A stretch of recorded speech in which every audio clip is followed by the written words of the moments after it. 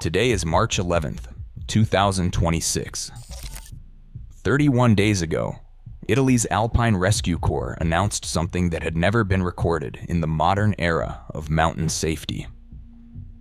In the 7 days ending February 8th, 2026, 13 people died in the Italian mountains, a record more than any other single week in recorded history.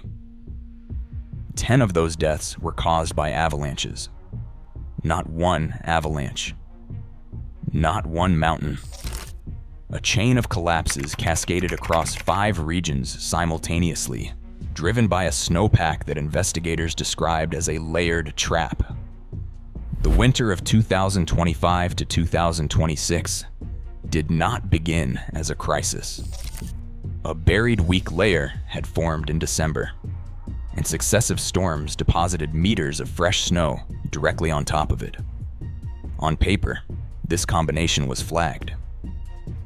Avalanche bulletins were issued, and warnings were circulated.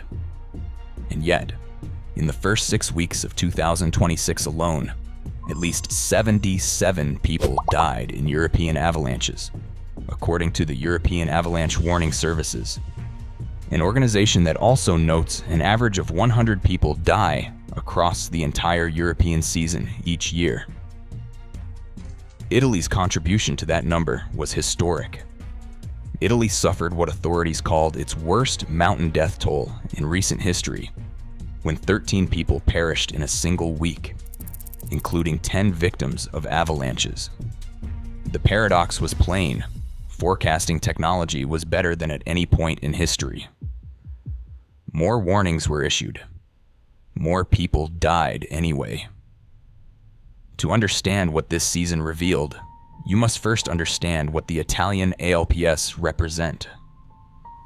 The Alpine arc stretching across Lombardy, Trentino, South Tyrol, Veneto, and Valle d'Aosta draws millions of visitors every year. It generates tens of billions in tourism revenue.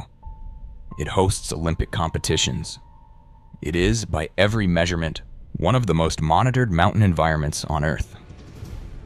Avalanche accidents are a persistent issue in the Italian Alps, with the country registering one of the higher 10-year average annual death tolls among major ski nations.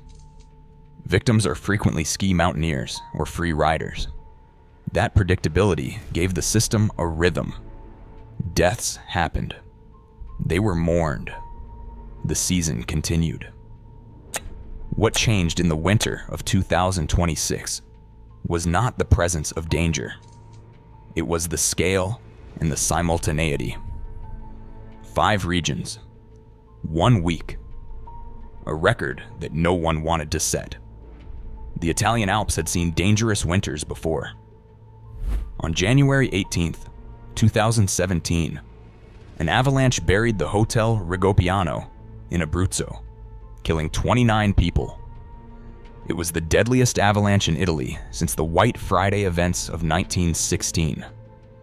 That event had a clear, identifiable trigger, a combination of record snowfall and seismic activity. 2026 was different. There was no single trigger. There was a structure. The problem stemmed from what scientists call a persistent weak layer in the snowpack, where snow becomes less dense and more fragile at deeper levels. This phenomenon occurs when a thin initial snow layer produces weak, sugary crystals that create instability when heavier snowfall settles on top. That was the problem. December had built a foundation of fragile, unconsolidated snow crystals. The storms that followed loaded that foundation without it ever stabilizing. The snowpack was not dangerous because it was deep. It was dangerous because of what was hidden inside it. Italy's avalanche forecasting agency, INEVA, did not miss this. INEVA maintained avalanche risk at level 4 out of 5 across several alpine regions bordering France, Switzerland, and Austria. Level 4 is classified as high danger. It is the second highest rating on the European scale. Warnings were broadcast. Bulletins were published. and yet the mountains filled with people. More people were heading into the mountains to recreate after recent snowstorms. As Federico Catania, spokesman for Italy's Alpine Rescue Corps, observed, the number of accidents, and therefore fatalities, had increased proportionally. This is the paradox investigators now face. The same fresh snowfall that creates lethal conditions also creates the appearance of ideal mountain conditions, pristine, white, untracked. The warning and the invitation arrived simultaneously. What investigators found when they reviewed each individual incident from that record week was not complexity. It was repetition. Fresh snowfall during recent storms and wind-swept snowcaps on weak internal layers had created especially risky conditions along the entire Alpine crescent bordering France, Switzerland, and Austria. The sequence was consistent across every site. Storm loading deposits fresh snow on a weak layer. Wind then redistributes that snow, packing it unevenly across ridgelines and gullies. The result is what avalanche scientists call a wind slab, a dense, rigid plate of snow resting on a fragile base. Under such conditions, the passage of a single skier, or natural overloading from the weight of snow, can be sufficient to trigger an avalanche, Catania stated. That is not an exaggeration for effect. It is a mechanical description. The weight of one person in the wrong location, on the wrong slope, at the wrong moment, was sufficient. Not because the mountains were unpredictable. They were exactly as predicted, and people entered them regardless. The ecological signal came first, largely unnoticed. Snowpack instability at this scale disrupts melt timing, feeding rivers and aquifers that supply water to cities and farms across northern Italy well into summer. When the snow releases violently and suddenly, rather than gradually, that regulation collapses. Then came the infrastructure damage. Roads in South Tyrol, Trentino, and Lombardy were blocked for days.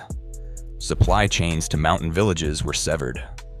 Rescue teams responding to avalanches in Solda, Marmolada, Monte Grappa, and Valle d'Aosta deployed helicopters, canine units, and specialized avalanche crews, conducting multiple high-risk operations simultaneously. The economic impact concentrated on the backcountry and ski touring sector, where liability questions emerged immediately. And the human cost fell almost entirely on experienced outdoor visitors, not novices. All victims in the Courmayeur slide were reportedly equipped with avalanche safety gear, transceivers, probes, and shovels. That equipment can help locate a buried victim, but it cannot stop a slab from releasing. Italian authorities moved quickly. Regional governments issued emergency orders restricting access to high-risk backcountry terrain. INAVA elevated its bulletins in urgency and frequency. Italy's Civil Protection Department coordinated with Alpine Rescue across all 5 affected regions. Several ski areas temporarily closed high-risk slopes as conditions deteriorated. And regional authorities issued repeated public warnings urging residents and tourists to avoid off-piste terrain and carry transceivers, probes, and shovels. And yet the interventions addressed behavior, not structure. The weak layer remained. The wind slabs remained. Closing a managed piste does not close a mountain face.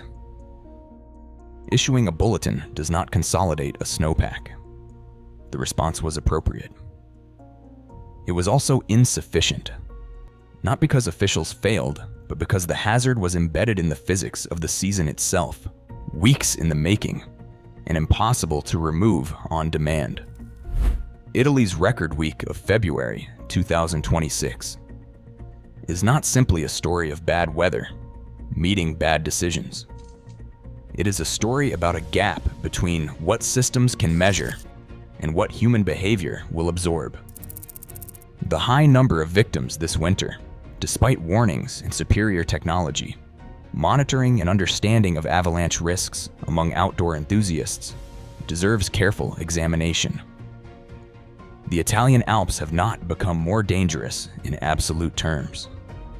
The snowpack physics in February 2026 were severe, but they were documented, modeled, and broadcast in real time. What changed was the volume of people entering terrain where those physics applied, and the assumption, often reasonable, that warnings apply to others. Roberto Bolza, vice president of Italy's National Rescue Organization, noted that his organization carried out more rescues in the past decade than in its first 60 years. That is not a failure of the mountains. It is a measure of how many more people now depend on them for recreation, for identity, for escape. The question investigators are now asking is not how to make the snowpack safer.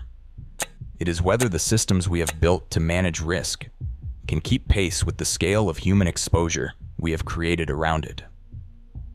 The mountains issued every warning available to them. 13 people still did not come home.